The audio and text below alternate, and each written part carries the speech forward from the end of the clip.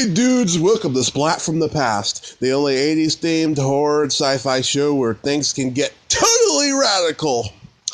Now today, I will be welcoming the greatest saxophone player of all time, a legendary member of the Blues Brothers band, Blue Lou Marini. Yes, it's been a long time coming. I am having Blue Lou Marini on today to talk about the 40th anniversary of the Blues Brothers movie.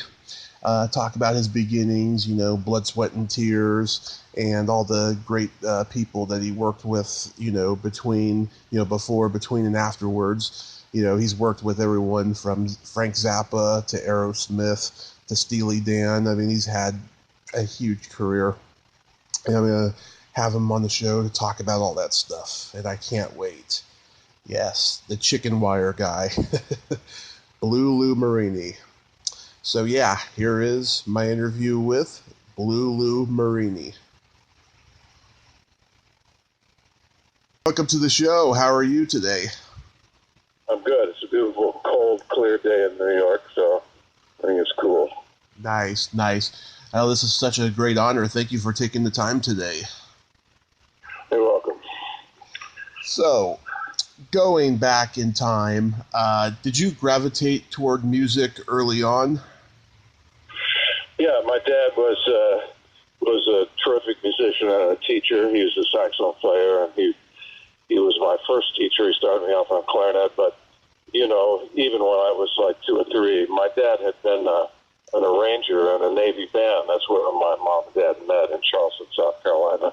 Mm-hmm. And when he came back up to Ohio to go to university, get his degree, apparently I was hanging with the cats every night of my 3 and 4-year-old life, Yeah. And, I was singing all the time, and I got I got a big scar on my forehead and a big one on the palm of my hand because I used to be able to play 78s, and apparently they could ask for a specific one, and I could find it and put it on and play it. And one time I fell off the stool that it was on into a stack of 78s that broke, and when I got up, I was totally covered with blood. My mom said she totally freaked out, Yeah. So, yeah, I was around music constantly, and then when I started playing, my dad started me playing on clarinet, and I was studying the classical pedagogy of the clarinet, and he also encouraged me to learn to play by ear at the same time. So I had the benefit of learning that, the classical technique on the instrument, and at the same time I was playing along with jazz records and learning to play solos along with the guys who were playing. And so it was a valuable introduction. And then once he saw that that I had talent, I was going to practice and play. Yeah. And he did a good thing. He had me start studying with one of his best friends, who was a wonderful natural jazz player named Frank Corby. And he was my teacher for about 4 years through high school. And while I was in school, I was starting to play little gigs with a little rock and roll band and making my own money. And then I went to school at North Texas State down in Denton. I had gone to the Stan Kenton jazz clinics, and that was over the years I've talked to a lot of my colleagues about this, but Dave Sanborn and I were roommates, and we've been in close touch ever since. We were 15 years old. Both of us played in John LaPorta's head band at the Stan clinics, and Randy Brecker was there too, and Keith Jarrett and Don Golnick, and just a ton of guys went to those clinics, who ended up sticking with music and making careers. So, yeah, my formative years were valuable, and I was encouraged to play, and I had plenty of positive feedback. So, and at the same time, I grew up in a small town in Ohio, which was away from any malign influences. So I was blessed. Yeah. So is a saxophone and clarinet your only 2 instruments you can play? No, I play all the flutes. Like when I play on the road with James Taylor. Mm-hmm. I have baritone, tenor, alto, and soprano saxophone, clarinet, bass flute, alto flute, and penny whistle all up on the stand at the same time. Mm-hmm. What jazz music did you listen to growing up? Well, I was first, my dad was a fan of the big band, so I listened to a lot of like Count Basie and Stan Kenton and Woody Herman, and then later on Duke Ellington, and then once I started buying my own records, there were a couple of records that really made a tremendous impression on me. One of them was Miles Davis' Sketches of Spain, which just blew my mind. And then and there was a great just live recording of Thelonious Monk at Town Hall with a big sort of a little big band, and that the arrangements were of Monk's tunes were by a guy named Hall Overton, and that also really that album struck me a lot. And listening to those, and there was a third album that also was very impressive to me in those years, and that was Michel Legrand's. It was called Legrand Jazz, and there were tons of great players featured in it, and including Miles and Webster, and just tons of cats. So all of those records led me to buy records of the different artists, and that's the way it all works. You keep expanding. Yeah. Did you get into blues? Not so much. Not when I was, I was aware of the blues, but when you're a jazz player, especially as an aspiring jazz player, and you acquire technique on your instrument, a lot of the blues players seem a little, as far as the technical prowess on the instrument, it was not. It was a different kind of thing, and it took me a while to become aware of that those differences and what it meant. Mm-hmm. I was reading that you attended North Texas State University and you were in the 1 O'Clock Lab Band. Did you really learn about musicianship playing in that band? Yeah, one thing about going to school at North Texas in those years was that besides the excellence of the school, and one thing about the school was there were plenty of good players that inspired everyone else. So everyone's ass was in the practice room all the time, and then there was freedom to write and play whatever you wanted. With the band through Leon Breeden, he was very open to have us writing our own music, and that's where I started writing, was for the North Texas band. But at the same time, Dallas had a thriving recording industry, and also in Texas during those years, there were tons of gigs. Like in those years, I played a lot with Les Elgart, for instance. He used to come down and pick up a band from North Texas, and it was great. And then I played things like the Ice Show and the Fort Worth Rodeo, and all of these things were invaluable as far as getting to learn, playing different styles of music and learn what the business is about.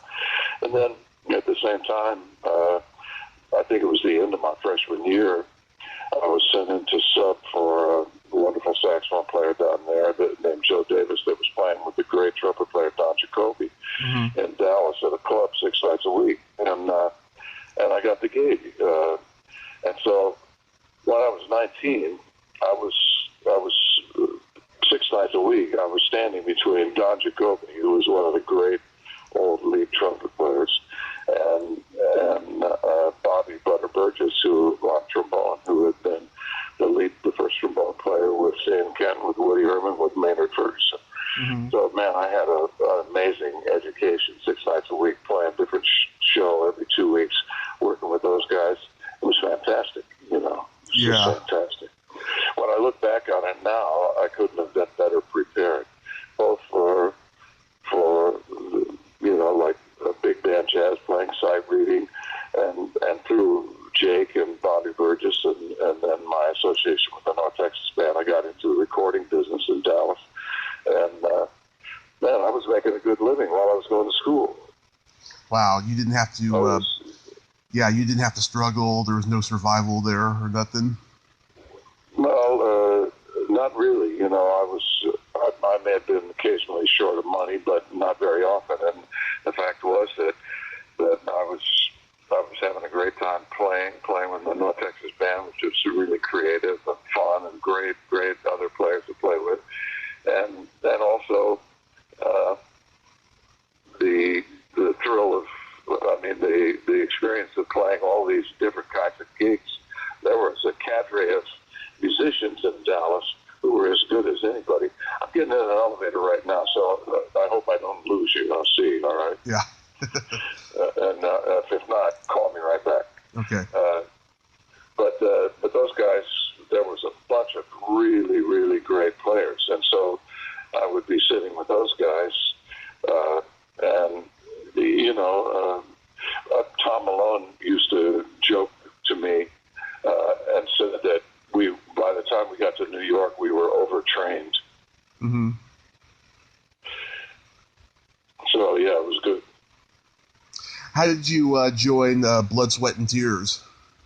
Well, the way it happened was it was sort of peripheral to how I started playing with Doc Severinsen, because during the late '60s, Doc used to come down to Texas and play gigs, and he would pick up a big band, and I would be the tenor soloist in the band, you know. So Doc got to know me, and then when I decided to leave Texas and move to New York, I had gotten a divorce, and things were loose ends, and at the time I had a big band playing in Dallas that played every Monday night, and it was made up of the best young guys from North Texas and the best of the older guys that were on the recording scene, and we were playing in a club that we totally packed the club every Monday night, you know. Yeah. And one night after the gig, my best friend Joe Randazzo, a great bass drum player, and I were driving home, and I said, you know, for 2 cents I'd leave this town, and he flipped 2 pennies up on the dashboard, and that was the trigger for me to leave. And when I decided to leave, I let some people know, and the great euphonium and bass trumpet player Rich Madison was at the brass conference here in New York and saw Doc and told Doc that I was moving to New York, and they called me and hired me for his traveling band. And we played a gig in Kansas City before I moved to New York, and Lou Tabakin was playing tenor, and Lou said, so you're moving to New York? He said, do you need a pad? He said, because I'm subletting my place. I just got married to Toshiko. And so before I even moved to New York, I had a gig and an apartment. And then I had done a clinic with Clark Terry down in Arkansas, and Clark was very encouraging to me, and so I went down to hear Clark's big band, and he had liked one of my big band charts, so I brought it down for them to play. And Lou Soloff and Dave Bargeron were both playing in the band, and they asked me to audition, and I did, and I got the gig, and that was the start of a lot of wonderful friendships and a lot of great memories too. Great band.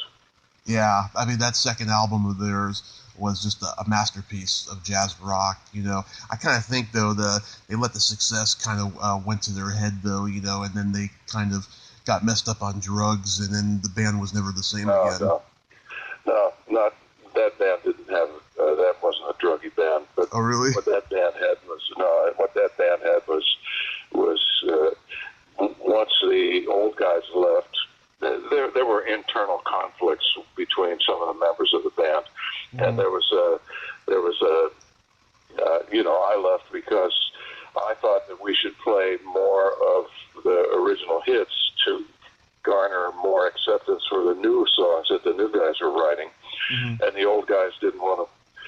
of the old guys didn't want to play the hits, so we were shortchanging the audience in a way, and it got to be stressful, and I quit. I was going to stay. I had promised myself I'd stay for 2 years, if not any longer, but I lasted a year and a half. But we did 2 albums, and they were great albums, and we did 2 tours of Europe that were wonderful, and one of them up to that time had been the longest tour of any American band in Europe.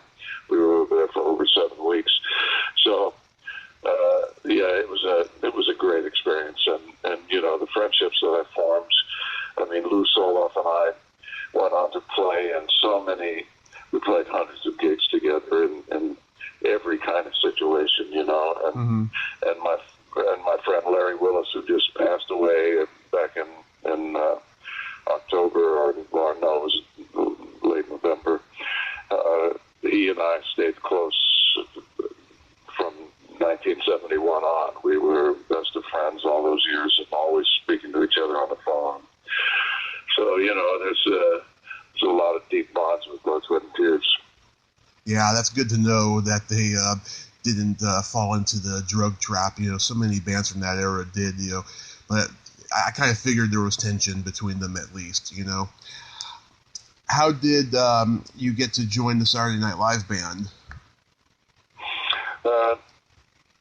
I forget who it was. Maybe it was Tom Malone or Alan Rubin recommended me to audition for it.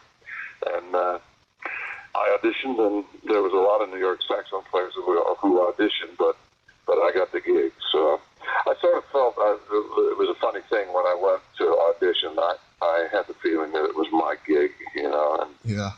And it turned out to be that. Like when I look back on my career from this lofty vantage point, I forget, some friend of mine told me, he said, Lou, you're sort of like Forrest Gump. You keep ending up in these places, through no fault of your own. I've never been much of a self-promoter. Yeah. But, the way the best musicians work is they hear you play and they recommend you, and then if you've got the stuff, then you can walk through the door, Yeah. You were there for a while, weren't you? First 8 years. First 8 years. And was the energy kind of different when Dick Ebersol took over? Well, yeah, it was, but not for the band so much. There was fluctuations in the way the cast was, but also, like in that stretch of years, after a year or two, Bill Murray joined, and that was fantastic. And then when some of them left, then suddenly there's Billy Crystal and Christopher Guest and Martin Short, and so the all those years, I thought the comedy was still always great. It was still always great. And in the last years, I was in actually three different sort of bands, but the second one, the big band with five horns, and that band had two guitars, bass and drums, and three keyboard players. Ray Chu, who is now, you see him, he's been the musical director on Live at the Apollo for years, and then Leon Pendarvis, who's still the musical director of Saturday Night Live, and Chris Palmero, who is a brilliant jingle writer and player. George Wadenius on guitars from my Blood, Sweat, and Tears days, and David Spinoza. And the bass players were either Neil Jason or Marcus Miller, and Steve Jordan and Buddy Williams were the drummers. I mean, those bands were, and the horn section was Alan Rubin on trumpet, and Ronnie Huber on baritone saxophone, and Tom Malone on trombone, and Lawrence Feldman on saxophone. I mean, it was just a killing band. Oh, yeah. It was really fun. It's a really good band. The first night that Dan Aykroyd and John Belushi did the Blues Brothers, it was during the I'm a King Bee segment. Did you have a feeling that you guys were doing something that would become special or iconic? No, I don't think so. It was just, we were. It was just, notice that they had been lobbying to try to get Lorne to let them do the Blues Brothers, and he kept turning them down because he said he didn't think it was funny. And then they ran short of material, and he gave them a chance to do it. They were about to give up on that Blues Brothers idea. But so he reluctantly let them do it, and they did it. And the audience response on Monday was overwhelming. The NBC was flooded with telephone calls and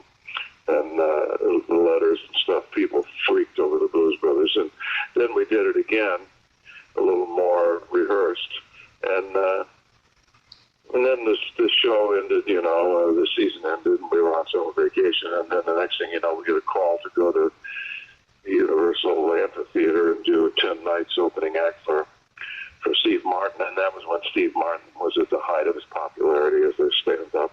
Yep. And once we started rehearsing, it was like Showbiz Central at the rehearsal studio. There was constantly stars coming by to listen, and we could see their reaction. They were sort of flipping out, Mm-hmm. And then after about the third day of rehearsal, it was apparent that there was something special going on with the band. And then when we went to L.A. and we started playing, we were getting standing ovations every night, and people were flipping out. I often tell the story that one of my memories from that is looking down and seeing Jack Nicholson sitting on the edge of the stage. I mean, on the edge, it was the amphitheater. He was on the first seat on the row, right at the stage. And he looked at me, and he lifted up his shades, and he went, "Wow!" So I knew we were rocking, Yeah, that's so cool. That first album you guys did was recorded at the Universal Amphitheater. How was the crowd that night? Well, I think that recording was probably called for multiple nights because we were there 10 nights. I'd love to hear some of the other takes. We never did, we only ever heard the album. But the audiences every night were fantastic. There wasn't any nights that, in fact, when I look back at we've probably played over 1,000 concerts at this point because we're still playing, all over the world, probably more than that, much more. I don't ever remember a night where we didn't get a great response ever.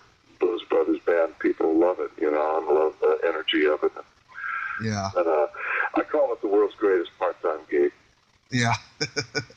You guys also opened for the Grateful Dead at the very last, I should say, Winterland show on New Year's Eve, 1978. How was that experience? Well, that was a,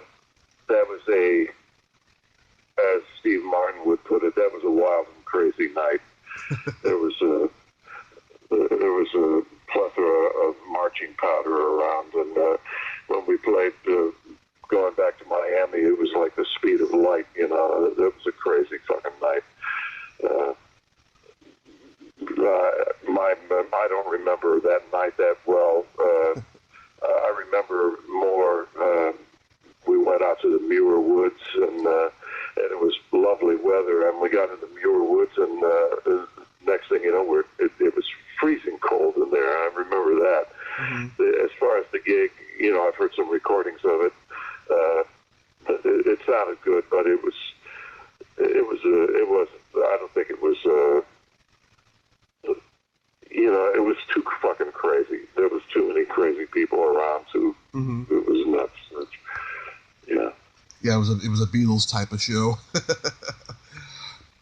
Can you believe it's been 40 years since the Blues Brothers movie?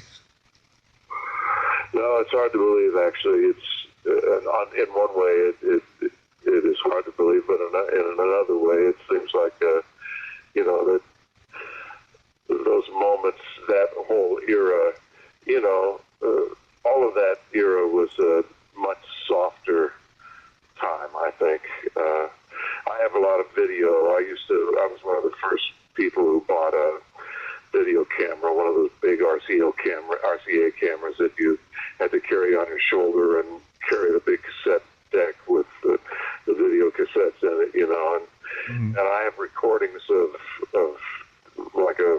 us rehearsing for some kind of Steve Martin special, and everybody looks so, not just that everybody looks younger and of course look lovely, but also there's a sweetness and a softness to it all that I think things definitely changed in 2001. The combination of the stress of 9/11 and the way the world changed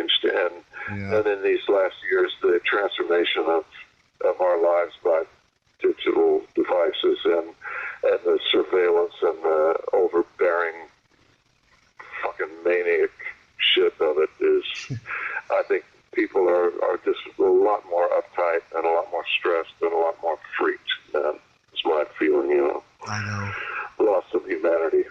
Yeah, it's scary. It's really scary. How did you and the rest of the band feel about doing this movie and having to act? Well, you know, we were in uncharted territory. The whole thing happened so fast. You know, it's like one minute you're playing gigs and people are loving it. They got a hit record, and then all of a sudden you're making a movie, and it was this sort of kaleidoscopic. You know, it was so many new experiences in every way, but one of the nice things about that experience is that I remember after a while being on the set, you know, one of the assistant directors came up to me and told me that when they first found out that the musicians were going to be actors in the movie, they were sort of apprehensive, to say the least. They were like, "Oh man, you know, Yeah. what are we going to get with this?" You know. And then he told me that when we were on set, it was everybody's favorite time. Because that band was a unique band, you know. Doug Dunn and Steve Crawford, both unique characters. Matt Murphy, Yeah. Another unique character. Alan Rubin, the fastest, quickest wit in history. You know, they grew to really love us, and we liked them so much, all the crew. And so there was a lot of great camaraderie and a great going back and forth. And we had a great time with Landis, too. He's, you know, he loves jokes, and that band is full of great joke tellers. So it was a lot of fun, you know, and a great experience. But basically, we were sort of playing ourselves, so we couldn't fuck it up too bad, you know. Yeah. I know one of the things I like about the movie, and I told Willie Hall this, is that, you know, when you have a movie about a band, the lead singer has all the lines, and, you know, the guys in the band, they usually say, "Hey, that was a great rehearsal, when's our next gig?" But no, they gave you guys actual dialogue and laugh out loud funny dialogue, you know, and that's one of the charms of the movie, I think. Yeah, well, you know, when the movie first came out, we were all really disappointed at the premiere because they had cut out so many scenes that we had done. Mm-hmm. Like, you know, there's when the Bluesmobile is riding around with that giant speaker strapped to the top. Right.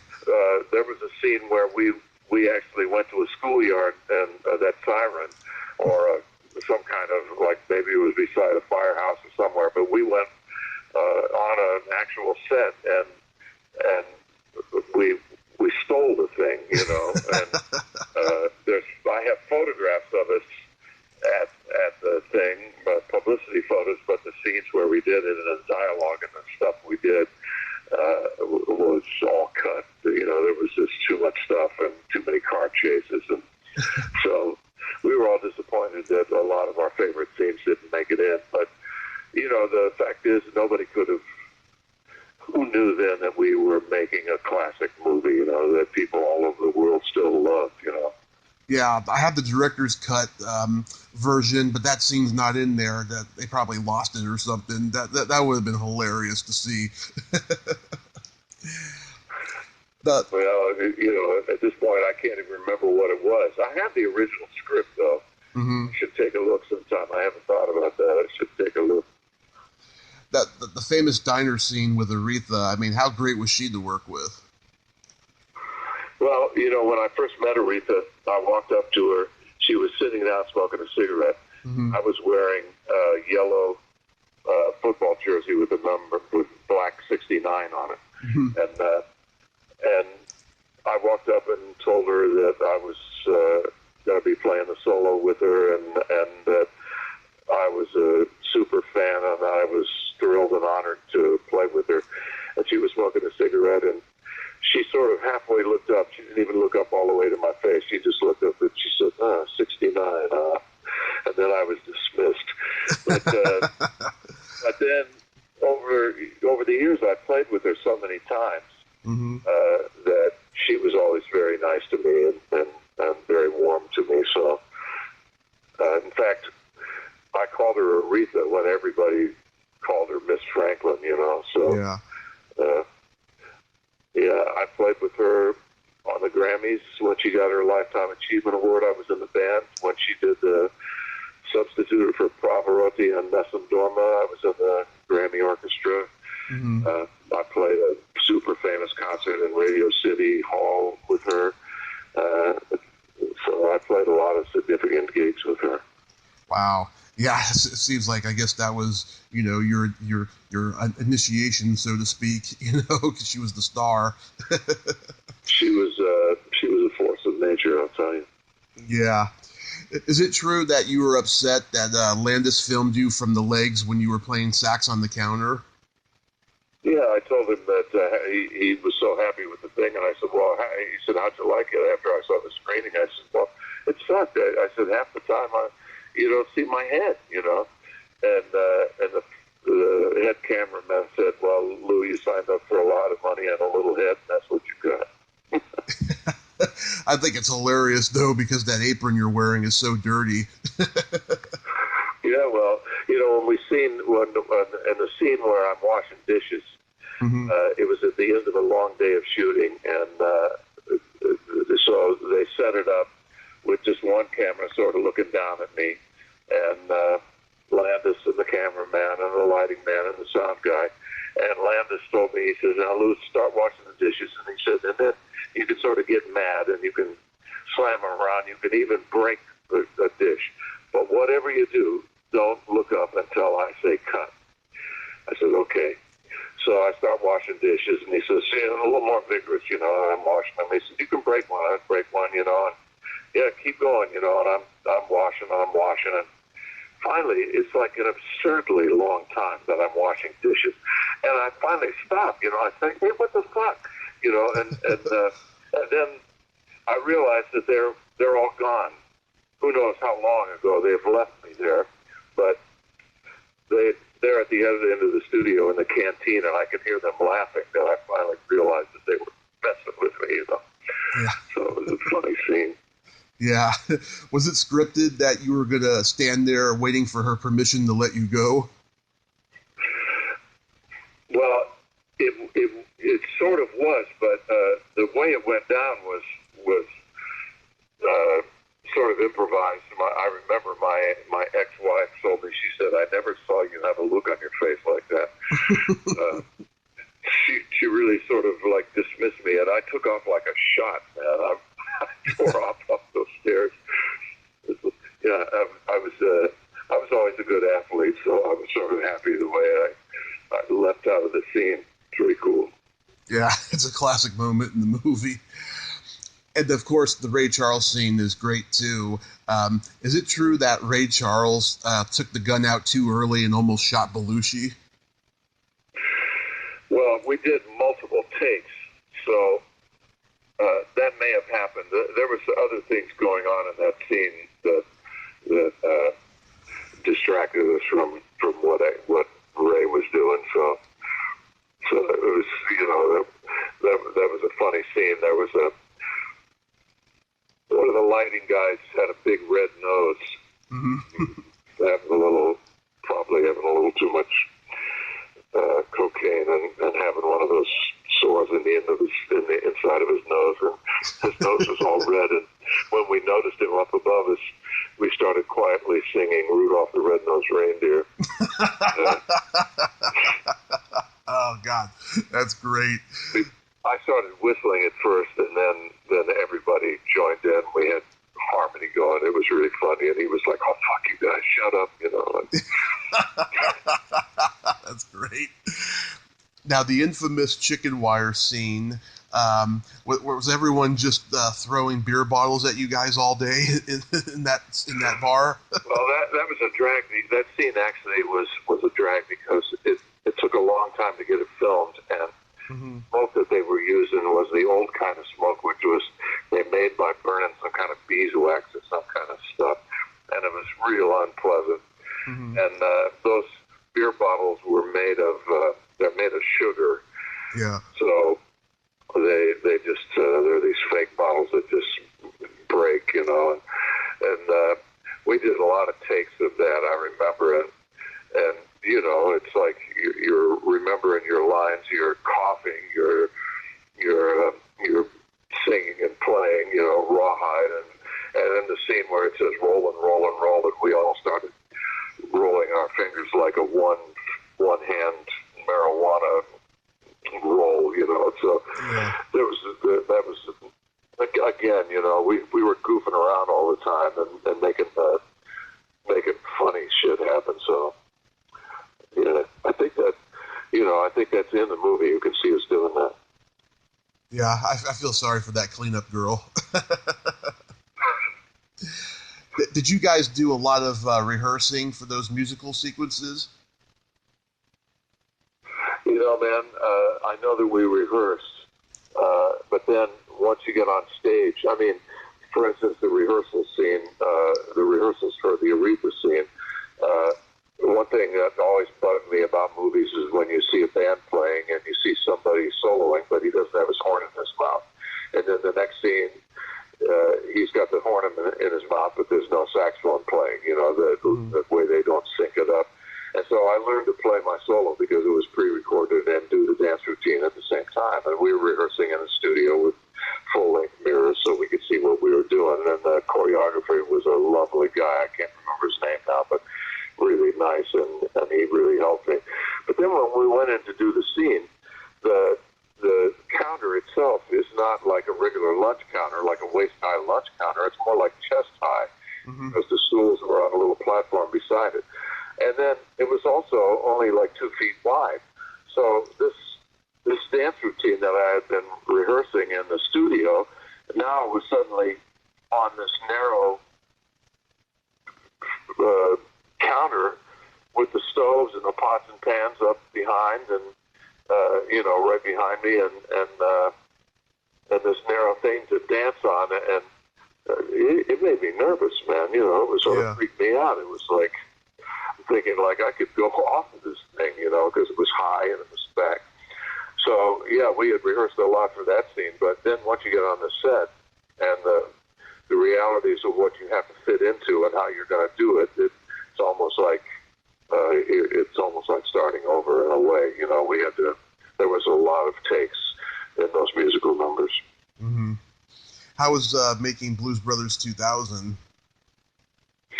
Actually, making Blues Brothers 2000 for me was a much more enjoyable experience because we were in Canada for like almost 2 months in Toronto, and what I did was, contrary to the first movie, is I went to the set anytime any of us was filming, any guy in the band was filming. I went to the set to sort of support everybody, and in doing so, I would go and end up spending a few hours with the carpenters and hanging with them, and then a few hours with the electricians, a few hours with the stunt guys, getting to know the makeup people, getting to know the wardrobe people, and so for me, it was a much richer experience the first time, because the first time, I didn't even consider that, and the only time that I was on the set was when we were actually called to play or to do a scene. And so, like when Alan was doing his Paul's restaurant, Chez Paul, I wasn't there. I would have loved to have been there and watched it. But we just weren't doing that, and so the second movie was a much richer experience for me personally. Yeah, I think it's got some funny moments, but it's not the same movie. I know that Aykroyd has. I thought the music scenes were really good. Oh, and funny, and then that scene at the very end of the movie with the all-star band. The day that we filmed that, people started showing up at 6:30 in the morning, and I had worked with Dr. John for 10 years. I was on the David Brenner show for a year with Billy Preston's band. I had played with Stevie Winwood. I had played for Lou Rawls. I had played, I did 10 nights at the Royal Albert Hall with Eric Clapton. So it was like old home week, man. It was a fantastic experience, that day of making that and hanging with all those guys, I mean, it was a pisser. We had so much fun. To this day, every time I see Jack DeJohnette, Mm-hmm. he's like, he always brings it up and says what a wonderful experience that was, how much fun he had doing it, so yeah, there were some definitely high moments in that movie. We had a great time doing it. That's awesome. You've worked with some other great musicians as well. I'd like to ask you about some of them. You worked with Frank Zappa. How was that experience? Well, Zappa was, I got to know him a little bit when we all went out to dinner together, and guys from his horn section and the Blood, Sweat, and Tears horn section hung out at my apartment, and Frank hung out with us, and we all listened to music together. I played him some of my music from North Texas State Big Band, and he loved it, and of course I loved his music, and he was sarcastic and super fucking intelligent, man. A very quick and sharp mind, Yeah.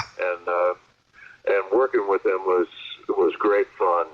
We loved it, and it was super challenging, And the record that I did, the live record, Live in New York record, which apparently for Zappa fans is one of the must-haves records. There was a funny thing that happened on that when we were rehearsing the Black Page, which was called the Black Page because it was so dense with notes. Frank had transcribed a Terry Bozzio drum solo. He had transcribed the rhythms of it, and then he had written notes to it and then presented it as the Black Page. And it was super, super difficult. And then Frank, when we were rehearsing, Frank said, "Lou, why don't you play it on soprano saxophone instead of alto, Mm-hmm. And I said, "Frank, I'm a good transposer, but I don't know anybody who can transpose this shit." And Frank said, "No, don't transpose it. Just play it the way it is, Mm-hmm. And I said, but then I'll be a fifth off from everybody else. And he said, "Yeah, I want to hear it." So we played it, and I hated it. It felt like a guy in church who doesn't know that he's singing off key, Frank liked it. So we did it. And I don't remember. I think it was the second night, maybe the third night of the nights at I think it was the Beacon we recorded it. I figured he'll never hear this. I'm not going to play it on soprano. I'll stay on alto, And I stayed on alto, and every tune was a direct segue, one tune to the next. There were no breaks, We went right from one tune to another. And suddenly Frank is going, "Stop, stop, stop," and he stops the band. We're all looking around in surprise, like, "What's this?" And Frank says, "Ladies and gentlemen, we have a special treat for you tonight." And he turns around and he points to me and he says, "Because Lou Marini didn't switch to soprano saxophone, we're going to play the Black Page again." And I remember Randy Brecker turns to me, he goes, "You son of a bitch." He made us play it again. Oh my God! Yeah, he seemed like it was great experience working with him. Man. Great, great. Loved him. Yeah, he was a genius and so insane. You played on Aerosmith's "A Night in the Ruts" album on the song "Chiquita." They must have been drug fueled by that point. Well, I remember that they were. There was one point where Steven Tyler was yelling something to us, and Alan Rubin was imitating him and slurring his words and shouting back at him. But about 7 or 8 years ago now, maybe 6 or 7, I played the Kennedy Center Honors Orchestra and the All-Star Band for like 10 years or so. Mm-hmm. And Steven Tyler was a guest honoring Paul McCartney and did a Beatles medley. And when he came in, I happened to be standing right by the front door of the rehearsal room because that's where we had our coffee stand. Yeah. And I said, "Steven," I said, "I don't know if you remember me, but I played, on Chiquita back in whatever year that was, And he says, "Oh," he says, "isn't it great that we're both still alive?" That was his response to me. And then during rehearsals and working with the chorus, this big 100-voice chorus that we had, he was fantastic, man. He was a total pro. Mm-hmm. I was really knocked out by him. And then on the show itself that night, you got a glimpse of what a charismatic star he is, you know, because, man, he turned it on. It was fantastic. Yeah. But they were definitely elevated when we were recording. Yeah. You and a couple guys from the Blues Brothers band played on the Jay Giles band's Freeze Frame album. Yeah, you know, I searched my memory and I just don't remember it, man. I can't illuminate it. There's a couple over the years, you know, you play so many gigs, you play so many records. I mean, I'm out on tour with James Taylor and people will come up to the bus and they'll have a stack of like 20 albums, you know. Yeah. And I'll look at the album and I'll say, well, what's this, you know? And, and they said, well, you're on it. You're on the whole album. And I'll have no memory of it whatsoever, you know. Yeah. So, yeah, I don't remember the Jay Giles thing, but I'm proud to have been on it because I like Jay Giles. Yeah. How about Meatloaf's Dead Ringer? Yeah, well, that was funny because one thing about that is that we finished that date, which was a long date that required a lot of energy. And the producer, what's his name, meets producer Stein, something like that. Jim Steinmetz. Says, Lou, yeah. Yeah. He says, Lou, I want you to play a solo on this tune. And, you know, there's those kind of Meatloaf tunes are like sort of three-chord rock and roll kind of tunes. Yeah. I just never played that kind of stuff when I was coming up, and so it really doesn't come natural to me, you know. Yeah. Whereas somebody like Clarence Clemens could play those solos falling off a log. He was fucking great at doing that, and I have never been great at it, you know. And so I'm thinking to myself, oh boy, here comes like an hour of fucking torture, you know, trying to figure out something to play that's going to sound good. And then he said, I hope you don't mind, but I wrote out a solo that it gives you sort of an idea about what I want. And I was like, great. And so I just played what he wrote. So it wasn't an improvised solo. Or if I did improvise, it was based off the template that he provided me. So that's what I remember about that Meatloaf gig. But my wife is Spanish, you know, and she's a super music fan. And when I did the Jeff Beck tribute to Chet Atkins,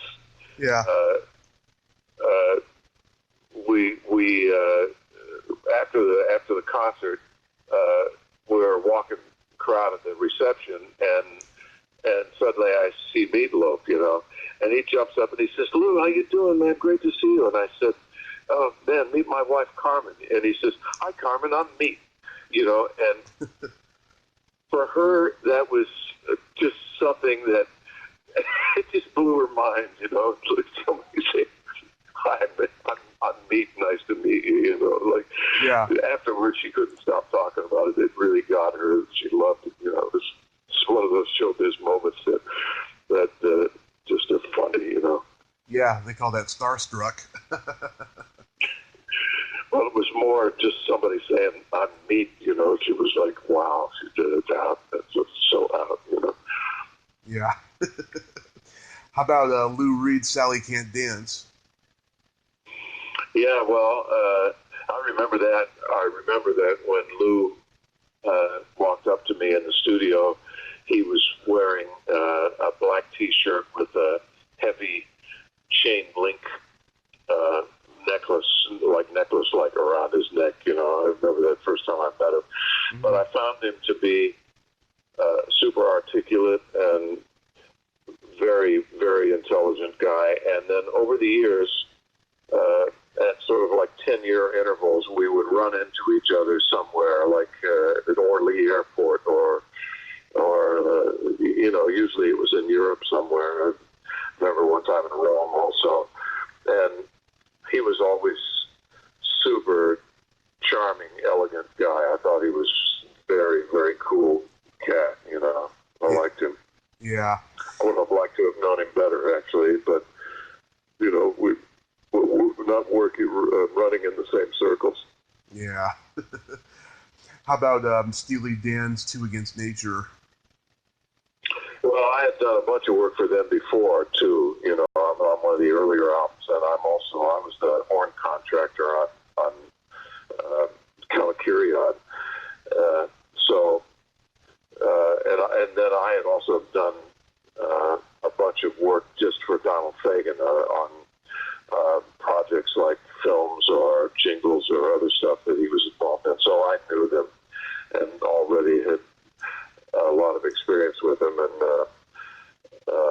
obviously, it's superior music. A couple of months ago, I got called to play in a Steely Dan cover band here in New York called the Royal Scam.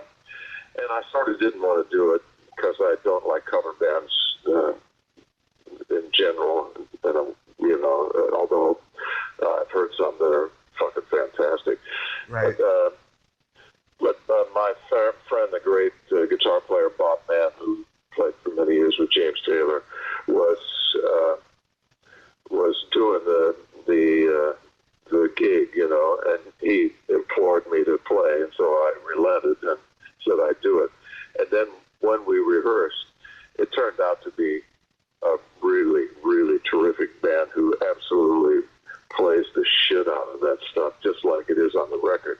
And the revelatory thing for me was, in playing it, you realize how high quality in every way. It's funky, it's super intelligent, the lyrics are fantastic, the arrangements are so inventive, and everything about it is just as high quality as you can get. And it turned out to be really, really fun. I had a great time doing it. I'm doing it again. Mm-hmm. March 21st, I think, here in New York. I'm looking forward to it. It was great. Nice. Yeah, so those guys, they were something else. Nice. You mentioned before that you worked with Dr. John for 10 years, and we just lost him not too long ago. You got any great stories about Dr. John? Tons of them. One thing is that I'm very proud of is that on the last Blues Brothers CD called The Last Shade of Blue before Black came out about a year ago, it's one of the last, maybe the last recording that Dr. John was on, and he did Right Time, Right Place.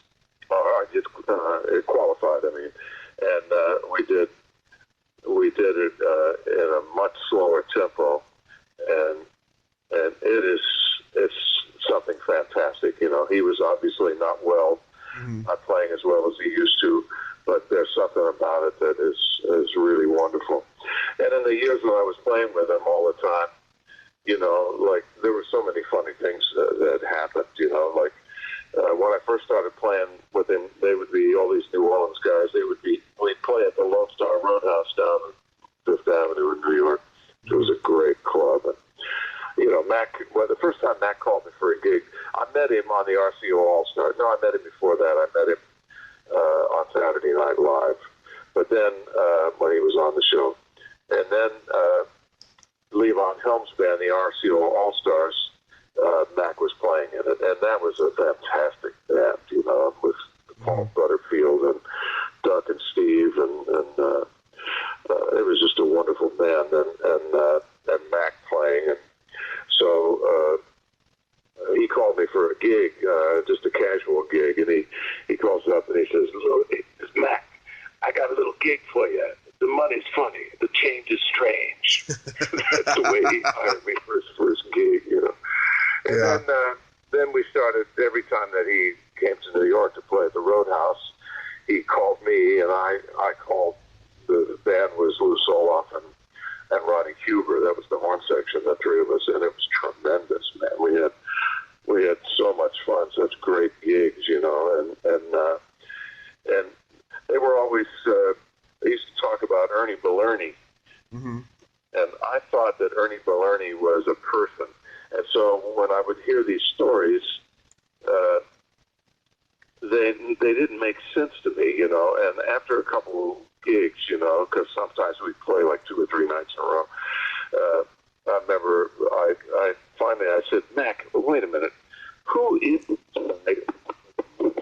And then they all just started laughing like crazy, Mm-hmm. And I'm like, what, And it turns out Ernie Bellerney is what they call the type of guy that wears those brown and white dress shoes that they wear in the South. That was Ernie Bellerney was the nickname for those shoes and that kind of cat. So suddenly all these stories that they had been telling us suddenly made sense to me, But Mac had his own language, He would just he was wonderfully inventive at making up these things that he would say. One time I was down in Key West, Key Largo on vacation, Mm-hmm. and I saw in the Miami paper that Mac was playing in Miami. So I said to my ex-wife, who's now deceased, but at the time, I said, let's go hear Mac, And so this was in the 80s, long before any kind of GPS or anything. The only thing that I knew was the address of the theater. I didn't know anything about Miami. And we drove in. There was a tremendous rainstorm that was so hard I had to pull over and stop at one point and wait. And then we drove, and suddenly here's the street that the theater was on, through no fault of my own. We just blundered right into it. And then there's the choice where I wonder if it's left or right. Well, let's try left. And the next thing you know, we see the theater, and then I pull up, and there's a parking place directly in front of the theater, right beside the stage door. So I pull in, and I park, and there's a guy, I had my soprano saxophone with me, Mm-hmm. and there's a guy standing at the door, and he opens up the door for me, sees me with my horn, he opens up the door, so I walk in, I go up the steps, the show starts at 8, it's like 3 minutes so late. Mac sees me, and he says, Louis, come on, get your horn out. We got to play. We're going to start in 3 minutes. Let's go. Yeah. Didn't even fucking say hello. And I wasn't supposed to be on the gig. I ended up playing the whole gig. That's the way he was. He was out. Yeah. And, we would see him in Europe or something, and he would always invite me to sit in and play. Yeah. I think he really he was a national treasure. Yeah, he really put New Orleans on the map, I think, because I think before him, there was Fats Domino, who was from New Orleans and did songs about it. But I think that Dr. John really put New Orleans on the map. Well, he definitely made it more prevalent or present. That's for sure. He was a national treasure. That cat, he was something else. Yeah. I listened to your album Star Maker. I love that title song. It's just 10 minutes of pure velvet, I have to say. Well, thank you, brother. Appreciate that. That was inspired by Stanislaw Lem, the great Polish science fiction writer, by a novel of his, beautiful novel about successive layers of consciousness and expansion of the universe. So yeah, Star Maker. In fact, I'm going to do a trio record with Gil Goldstein, the guy who played that beautiful piano solo and Star Maker, and also Danny Gottlieb, who was playing drums on it, and Mark Egan, who was not on the album but was in a trio with Gil Goldstein and Danny Gottlieb, and when they were in college, called the Egg. For Egan, Gottlieb, and Goldstein, so I'm going to call it the Egg and I. Wow. Yeah. Well, listen, we've been on for an hour here, brother. And oh yeah. Let's sum it up if you don't mind. Oh yeah, I'm going to wrap it up. I just wanted to say that album cover was awesome with the planet Earth, coming out of the sax. Oh, yeah, that was a galaxy actually, a photo of a galaxy. Yeah, I'm glad you like that. That was. That's a friend of mine named Jack Frisch. We came up with that together. He designed that. Yeah. Do you have? So you mentioned that trio album. Do you have any other music that you're working on? Yeah, I've been writing new big band music, and I want to record that. And I'm going to release an album that was only available in Japan called Soul Serenade that is got four standard, well, not standard tunes, like Back in the USSR, When a Man Loves a Woman, Rock and Robin, what's the fourth tune? And then four tunes of mine, and a great band with Leon Pintarvis on keyboards and David Spinoza on guitar and Tom Barney on bass and Bernard Purdy on drums. It's a beautiful CD. Got great reviews in Japan, but it's never been out here, and I'm going to release that and take it on the road with me on this upcoming James Taylor tour, which starts in the end of March. Do you have any upcoming shows? Well, the next thing I'm doing, let's see, I'm playing, I'm doing various recordings, but the next concerts are, I'm playing with Johnny Mathis 2 nights here in New York, around New York, New Jersey Performing Arts, and somewhere else on March 20th and March 22nd. And on March 21st, I'm doing that Steely Dan tribute band, the Royal Scam, here at the Cutting Room in New York, which is a great club. And I'm trying to think of if I have anything else coming up. But and then James Taylor starts, and we go July 12th. So, and then the Blues Brothers will be in Europe, and I'll be playing with them in mid-July and August. And I'm going to Spain too. I'll play a week at Cafe Central in Spain with this blues band called Red House that I play with a bunch of great players and great cats from Madrid. So I'll still be making music constantly. So nice. And finally, do you know if there's going to be a 40th anniversary screening or reunion of the Blues Brothers? Well,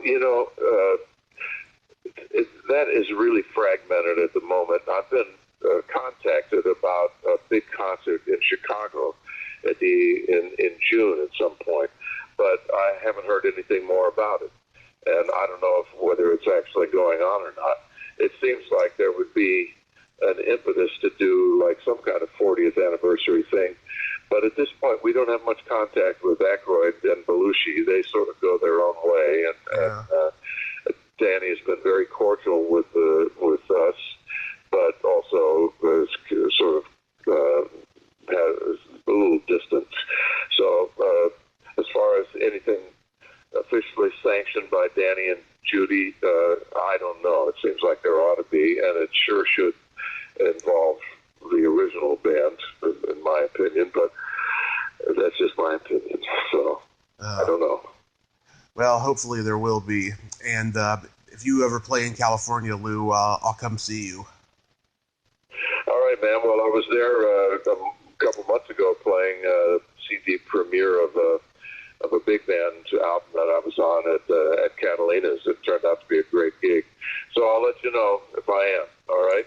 Absolutely. And thank you so much. And this was amazing. And I hope you have a great rest of your day. Thank you, brother. Straight ahead. Later. Later. Well, there you have it. Blue Lou Marini. Ain't he a cool dude? Oh my God, great guy, great music, great stories. He's one of the best storytellers I've had on the show so far. If you like this video, everyone, please subscribe to my YouTube channel, add me as a friend on Facebook, join my Tommy Kovac comedian page on Facebook, follow me on Twitter and Instagram, and all that fun stuff. Well, that's all the time we have this week on Splat from the Past. Until next time, this is Tommy Throwback Kovac saying, there's no shame in living in the past, because the present sucks. Later, dudes!